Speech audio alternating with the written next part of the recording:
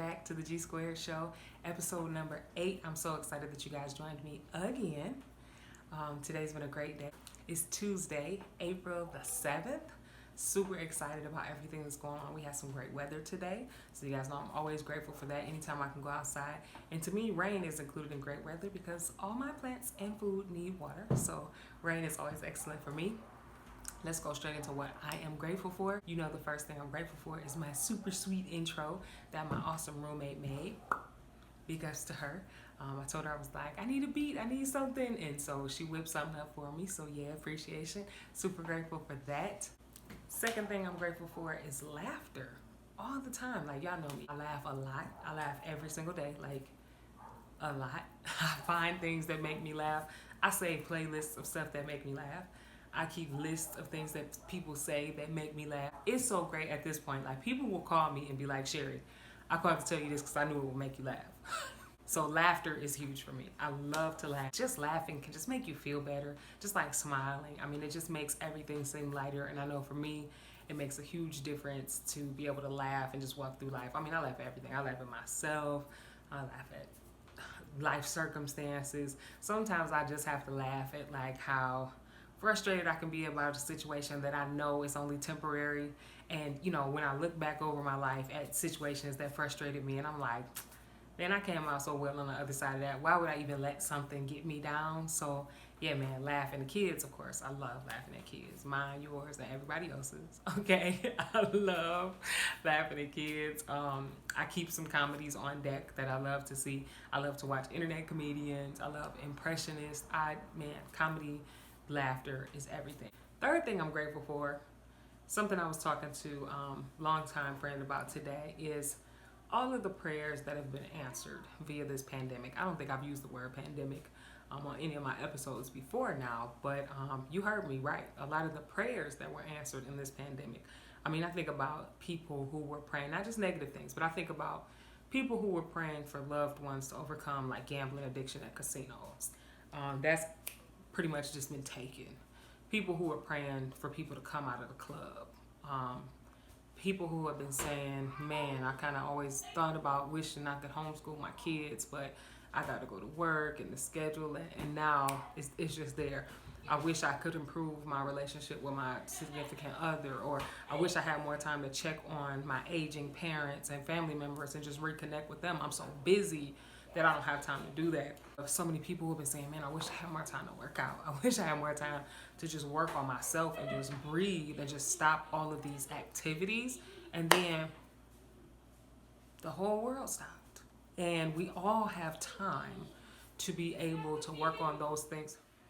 Thinking about the amount of time that people now have to have those conversations where you don't have to rush off with, oh man, I gotta go to work, or I wish I could talk to them, but they're always at work, or I'm always at work, or they're at school, or, you know, parents being able to reconnect with their college students. There's so much more time that people have that isn't tied up that I feel like is bringing a lot of people closer together. So yeah, I'm truly grateful for everything that this season allowed.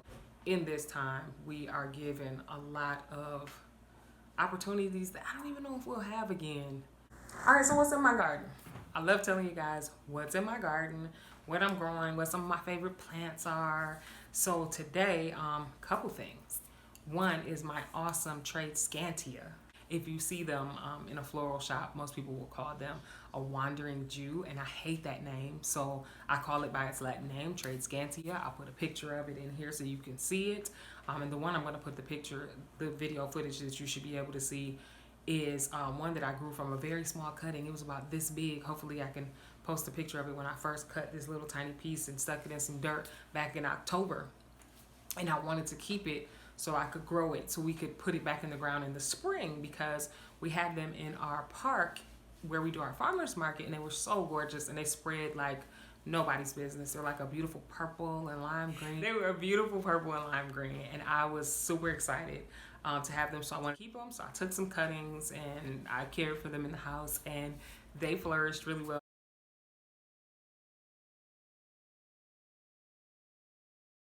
So my Tradescantia is something I'm working on today, taking some cuttings so I can have more of them.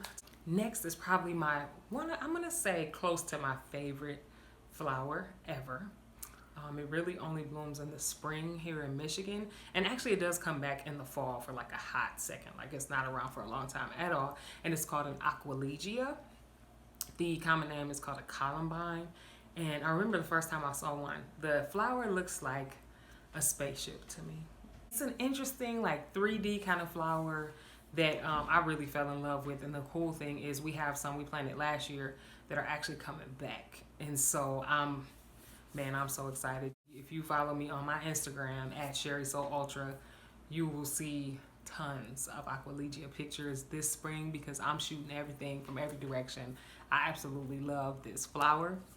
So hopefully you guys enjoy some photos and stuff of that. And then last is wild arugula. That's right. I'm walking in the park yesterday where last year we had a greenhouse. This year the greenhouse is in a different location. So I'm walking in the park and I look in the space where our greenhouse was last year.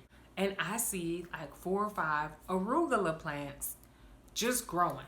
So you guys can see what it looks like in case you bump into something. What helps me grow inside? Big topic for me is forgiveness. A lot of us don't talk about forgiveness enough, and that's one of the other things I'm super grateful for in this season is that a lot of people are being inspired to forgive a lot of things and just stop carrying so many things. If you feel stuck creatively, if you feel stuck like, there's projects you're working on and for some reason you just kind of can't really get going or you can't really continue, you feel like you're being blocked. Sometimes that blockage comes from unforgiveness. Sometimes unforgiveness will literally just sit on you like a weight. You can write a letter, send a forgiveness text message. If the person you need to forgive is no longer living, I found that just writing a letter and reading it out loud can go a long way. Sometimes just speaking to some of those things that we've been bottling up really will make a huge difference. And some of those hard conversations, one of my sisters calls them courageous conversations. Having some of those courageous conversations with people where you need to say, you know what, you might not even know that this was bothering me, but I've been upset with you about this and I need to forgive you and I need to let you know that I forgive you and that I love you. And that's not always an easy conversation to have, but I guarantee you at the end of it, there is a better connection than what you have right now. Anybody who knows me knows that I see connections as vital, like life-giving. Like I feel like if you don't have connections, your life is just not as rich as it could be. You're meant to connect. Human beings were meant to connect. We connect before we're even born. We were meant to be connected while we're alive. And so a lot of times when we have broken connections, especially based on unforgiveness, it hurts us more than anybody else. A lot of people will say that forgiveness isn't necessarily for the person you're forgiving, it's for the person doing the forgiving. Realistically, when you hold unforgiveness on yourself, every connection you make after that, you have these seeds of unforgiveness, you have these seeds of fear, you have these areas where you're trying to protect yourself from the thing that you're not forgiving. Once you forgive that and let that go, then you don't have the expectation for that to keep coming back to you.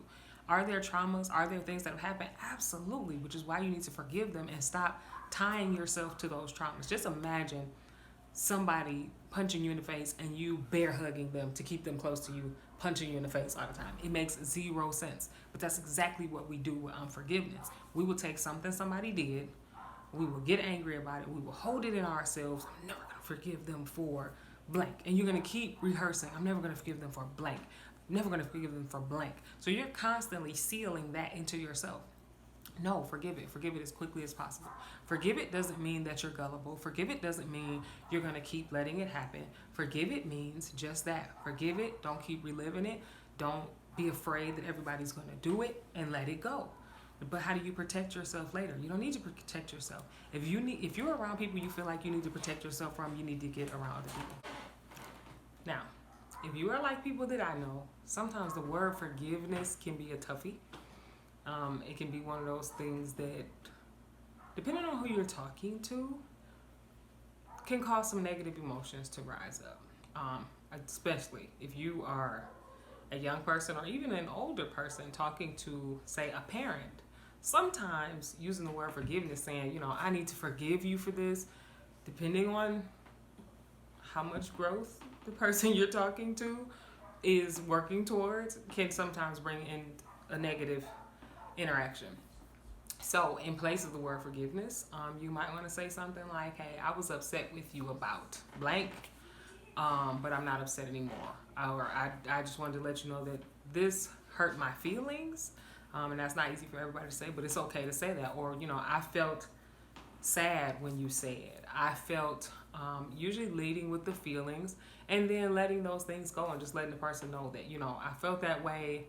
I don't feel that way anymore. And I just want to let you know, how I was feeling and kind of what that meant to me.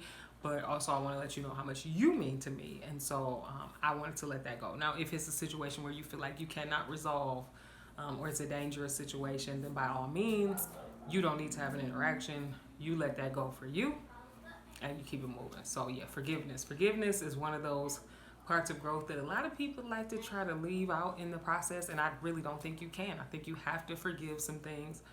Forgiveness doesn't mean agreeing with the things that happen. Forgiveness doesn't mean validating something wrong that somebody else did to you. It's none of those things.